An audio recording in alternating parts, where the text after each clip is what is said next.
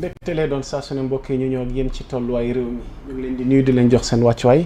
alors top c'est parti pour un nouveau grand format donc sur l'actualité mu di grand entretien bi nga xamante ne nag ñu ngi ci dalal kilifa mi doon PCA Grand Théâtre National du Sénégal donc ñu am mbégte di ko dalal ak moom incha allah ce sera l'occasion de revenir en détail sur beaucoup de points yi nga xamante ni dafa jotee actualité réew mi kon ñu ngi leen di nuyu fu waay nekk ñu ngi bàyyi xel ñi caabi féete gannaaw ñu ngi bàyyi xel mboolem kilifa diine ci réew mi kilifa aada yi waa jàngu bi rawatina ñi tëdd ci hôpitaux yi rawatina ñi nga xamante ni ñoom ñoo ne ci xat-xat Sénégal seddu taay saa su ne di dikk ak yéen ci ñi nga xamante ni seen taxawaay dafa fës ci réew mi te dañuy baaxoo di ñëw ak ñoom di waxtaane tolluwaay réew mi alors kilifa gi c'est toujours un plaisir di la dalal fii ci sa kër Sénégal 7 ngir ñu waxtaane tolluwaay réew mi.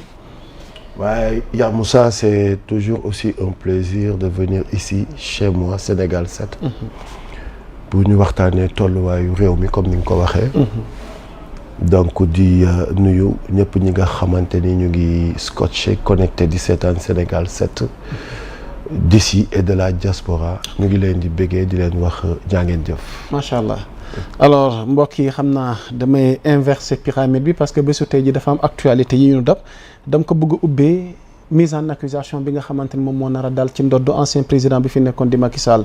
le président du groupe parlementaire de la majorité Pastef Mohamed Ayib Daffé dafa indiqué tey ci entretien gu mu amoon ak sunu naataango Sud Quotidien que le projet de résolution visant la mise en accusation de l'ancien président Macky Sall devant la haute cour de justice est bien inscrit à l'ordre du jour de la session en cours donc mu mel ni ce projet de résolution a été déposé sur le bureau de l'Assemblée nationale normalement il devra être examiné au cours de cette session a déclaré Ayib Daffé en précisant que le texte déposé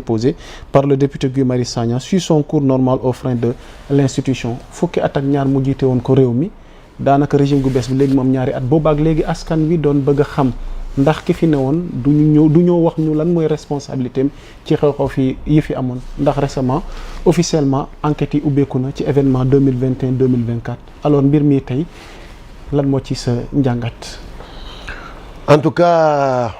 c'est la demande de tous les Sénégalais. Je dis que les Sénégalais, à 90%, pourquoi ils ont voté, c'était pour une justice sociale. Je te dis, les Sénégalais, ils sont conscients de la situation actuelle du pays. Pour la première fois, à l'unanimité, les Sénégalais comprennent que dëkk bi ni muy doxee nii la war a doxee parce que dafa am lu ko waral. Les Sénégalais le savaient xamoon nañ ni après Macky Sall ça va être compliqué financièrement parlant mais les Sénégalais se battaient les Sénégalais pour donner le pouvoir à ñi nga xamante ni ils sont prêts pour vraiment instaurer cette justice sociale. C'est une demande. Démb dama toog ak suma benn beau-frère mu ne ma mais man ce que je peux pas comprendre. Depuis qu'on a installé la haute cour de justice mais fuñ ci toll et pourtant bokkoon na sax ci li ñu doon campagner pendant les législatives suñu amee une majorité écrasante ça va nous permettre ñu mën a placer haute cour de justice pour mën a poursuivre ñi nga xamante ni ñoo amoon responsabilité ci 12 ans yi fi jóge en commençant par le président et tous les ministres donc il n'est jamais trop tard mais c'est venu à son heure. On doit vraiment on doit allumer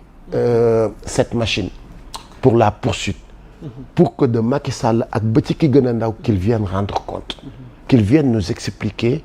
comment ils ont fait pour pouvoir plonger ce pays ci situation bi mu nekk sérieusement c'est une demande. Donc na bar dafa war a gaaw yaa Moussa. Là on parle de Macky Sall qui est un ancien chef d'État et que nekkul procédure bu yomb d'autant plus que chef d'État haute trahison lañ la mën a toppee mais yàggul dara Fadilou Keita mi ngi doon wax ni Macky Sall dinañ ko poursuivre pour haute trahison te dinañ ko arrêter mais ak Macky Sall tey ndax dina yomb kilifa. waaw ak Afrique ndax dina yomb est-ce que. Le pays voisin va nous faciliter la livraison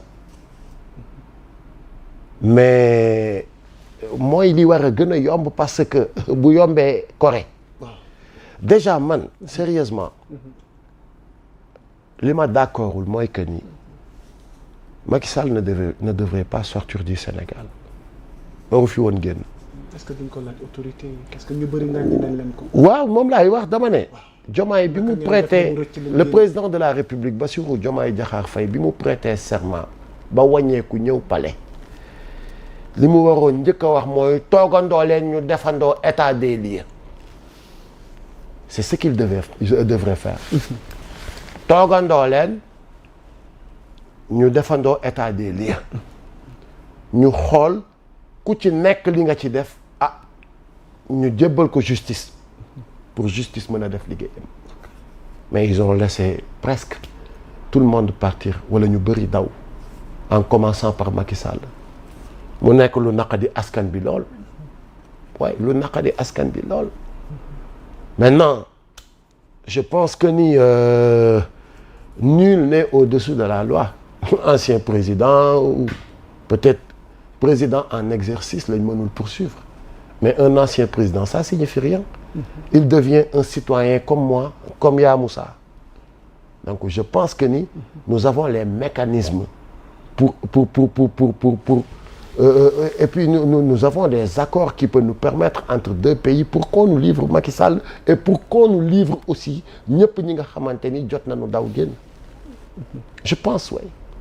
Parce que nous sommes le Sénégal, nous ne sommes pas un petit pays.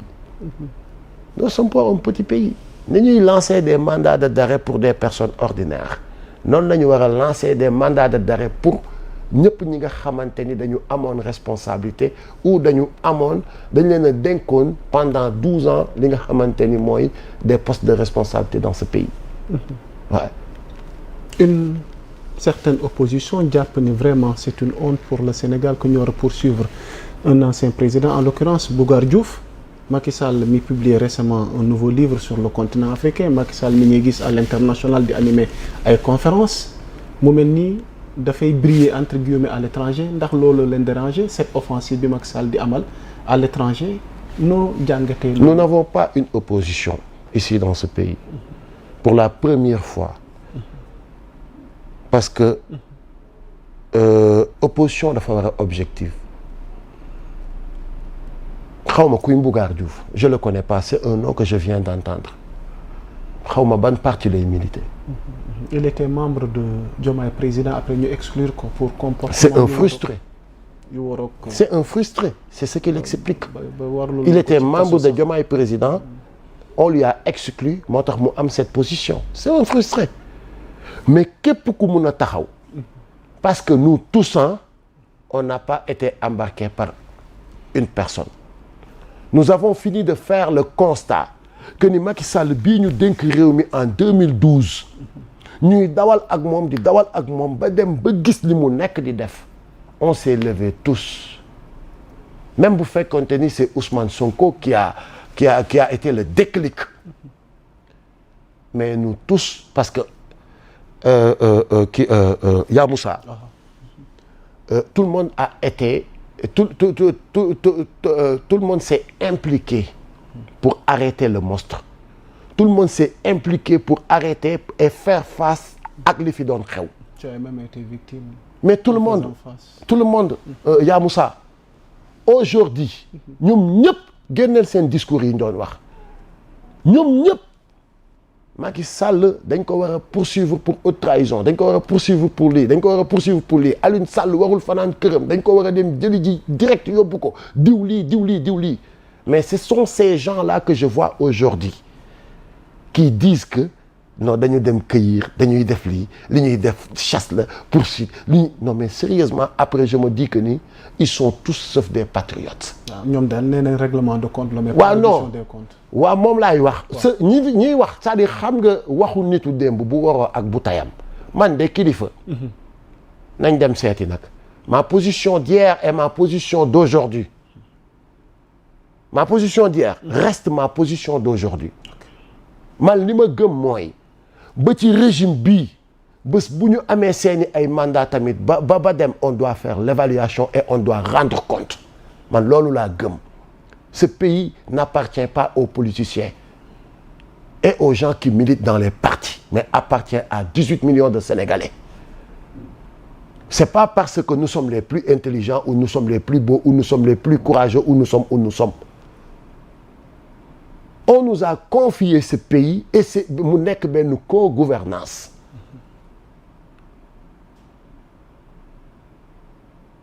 Donc quand on parle da nga war a wax te Sénégal tax mais quelqu'un qui te disait hier dafa noir dafa ñuul kukk après ce sont ces gars qui changent de discours. Pourquoi? Parce que te teguñu ko ci fenn nag parce que ñoom ñëpp dañu dem ba seen xol yi def góom ndax bañ gi ñu bañ Ousmane Sonko. Tout court amuñu benn explication parce que nan nga mun a taxawee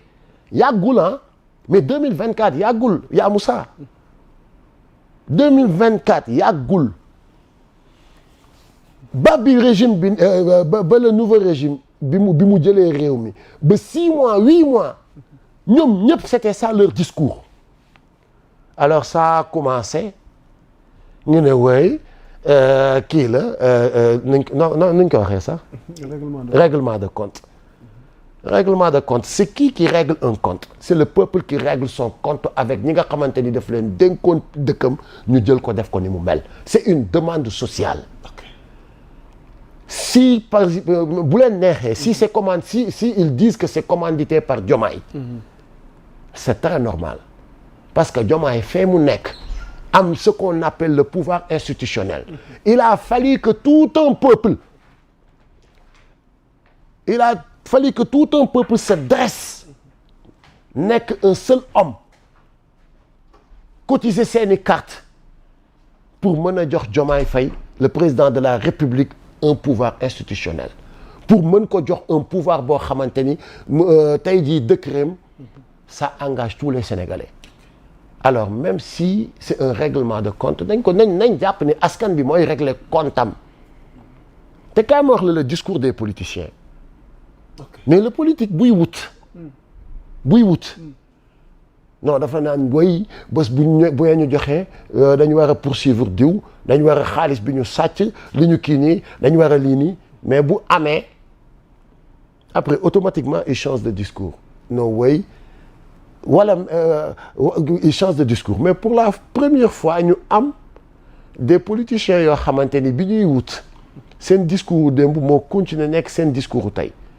mais ñañ ko doon waxandool bi ñu nekkee dans l'opposition ñooñu ne non dañuy def règlement de compte non mais attends c'est-à-dire de qui se moque-t-on